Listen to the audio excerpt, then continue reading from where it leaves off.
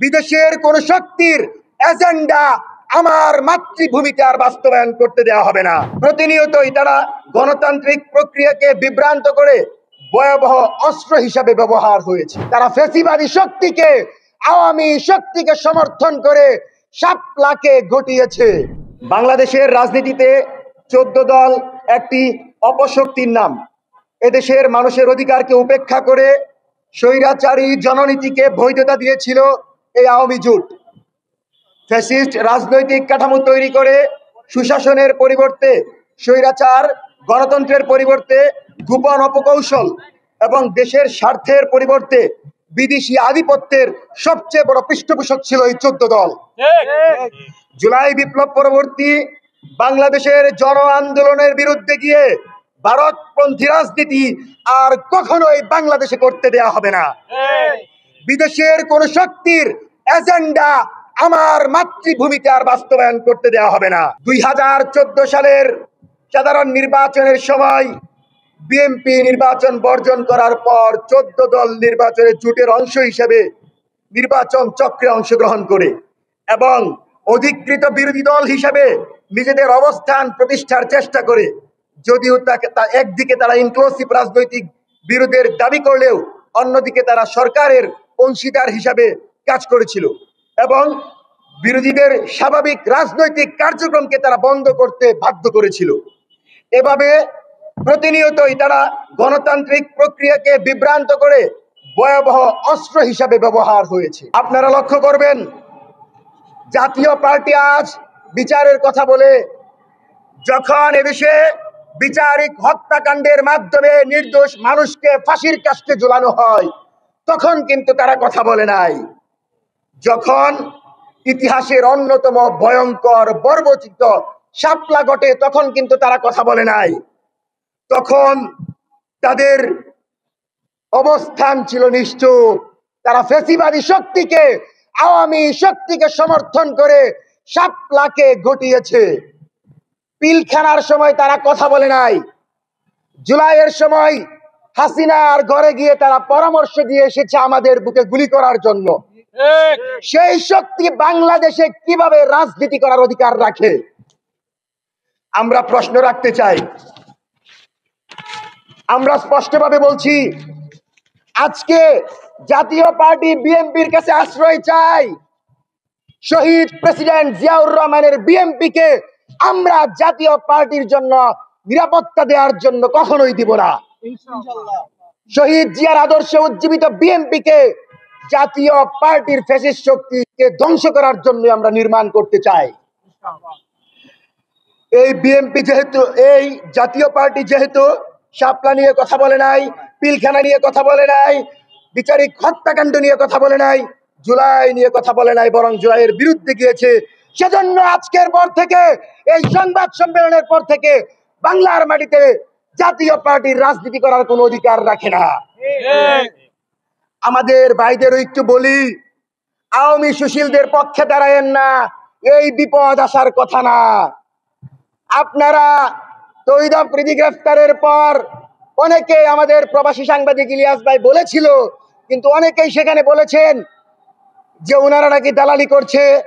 অনেকেই তাদের পক্ষে দাঁড়িয়েছেন, সেই আওয়ামী তৌহিদ আফ্রিদি তার মা সাথীর পক্ষে দাঁড়িয়েছেন। ধিক্কার জানাতে চাই, আমরা আপনার ভাই, আজকে আপনার উপর যখন আঘাত আসে আমরাই সবার আগে যাই। সেজন্য এই সুশীলদের পক্ষে দাঁড়াবেন না। জুলাইয়ের মাটিতে সুশীলতা চলবে না। সুশীলদের দিন শেষ। গণতান্ত্রিক প্রক্রিয়ায় ইনসাফ সমাজ কায়েমের বাংলাদেশ গড়ার লক্ষ্যে আবু সাঈদ জীবন দিয়েছে। সেজন্য সতর্ক করি, যাকে তাকে মব সৃষ্টিকারী বইলেন না।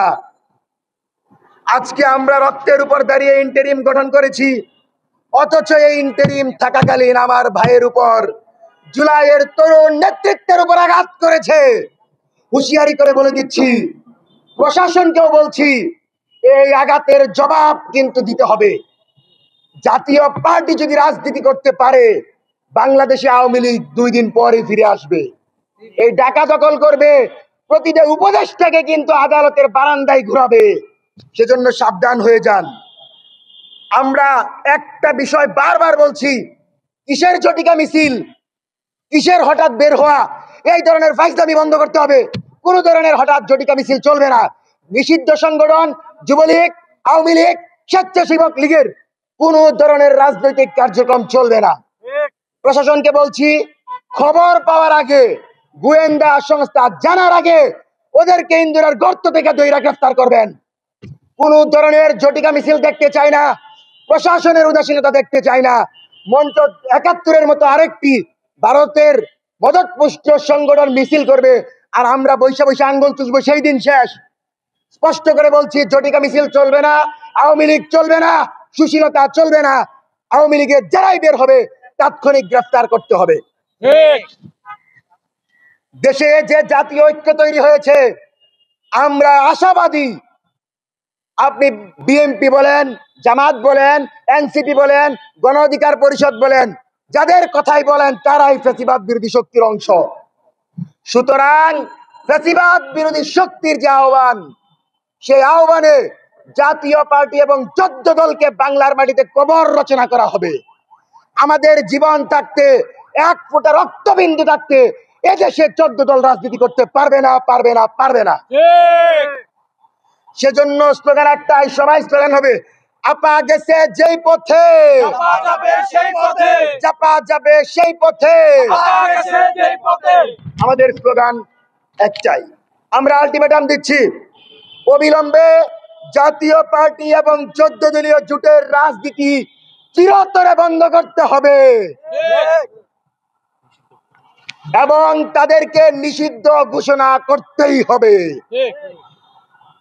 ২ নম্বর, আওয়ামী পুনর্বাসন ঠেকাতে নিষিদ্ধ সংগঠনের নেতাকর্মীদের মিছিল মিটিং সম্পূর্ণ নিষেধ করতে হবে।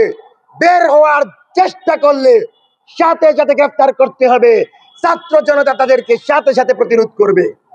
আমরা এই মাত্র দেখেছি, জাপা বলেছে যে আওয়ামী লীগের যারা ক্লিন আছে তাদেরকে নাকি মনোনয়ন দিবে। মনোনয়ন বইরা দিব যদি বাংলাদেশের জাপাকে রাজনীতি করার অধিকার দেওয়া হয়। এদেশে জাপার অস্তিত্ব থাকলে আওয়ামী লীগেই ফিরে আসবে। সেজন্য হাসিনার পালক পুত্ররা এই জাপা টাপা চলবে না। আপা যেই পথে গেছে, আজকে জাপার সেই পথে যাওয়ার সময় হয়ে গেছে। সেজন্য মনোনয়ন তো দূরের কথা, নির্বাচনে অংশগ্রহণ করতে পারবেন না। সুতরাং স্পষ্ট করে ২টা আলটিমেটাম দিয়েছি।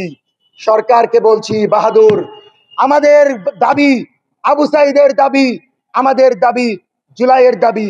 জুলাইয়ে যখন পুলিশ কলার ধরে বলেছিল তোরে গুলি করবো, তোরে কে বাঁচাই দেখি, তখন আমরা বলেছিলাম ফ্যাসিবাদের কবর রচনা হওয়ার আগ পর্যন্ত আমরা জুলাইয়ের মাঠ থেকে ফিরবো না।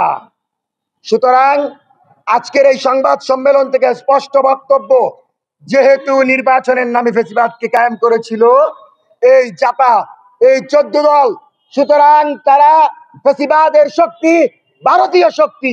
সুতরাং তাদের নির্বাচন তো দূরের কথা, বাংলাদেশে রাজনীতি করার অধিকার রাখে না। দ্বিতীয়ত, জুলাইয়ের তরুণ নেতৃবৃন্দের উপর আঘাত করে ক্রমাগত অশ্রাব্য জুলাইকে নিয়ে উপহাস করে পরবর্তীতে আঘাত করে বিপিনুর ভাইয়ের উপর, তার ব্যাপারে সমালোচনা থাকতে পারে, কিন্তু জুলাইয়ের একজন অগ্রসৈনিক হিসাবে তার উপর যে আঘাত হয়েছে, এটার বিচার যদি না হয় বাংলাদেশে কিন্তু পরবর্তীতে জুলাইয়ের কোনো বিচার হবে না। সুতরাং সাবধান, বিচার প্রক্রিয়া শুরু করেন, সংস্কার শুরু করেন। জুলাইয়ের রক্তের উপর দাঁড়িয়ে যে আপনারা সরকার পরিচালনা করছেন, সেই সরকারের ম্যান্ডেটকে টিকিয়ে রাখার লক্ষ্যে বিচার শুরু করেন। আজকের এই সংবাদ সম্মেলনের মাধ্যমে লিখিত বক্তব্য এখানেই সমাপ্ত করি।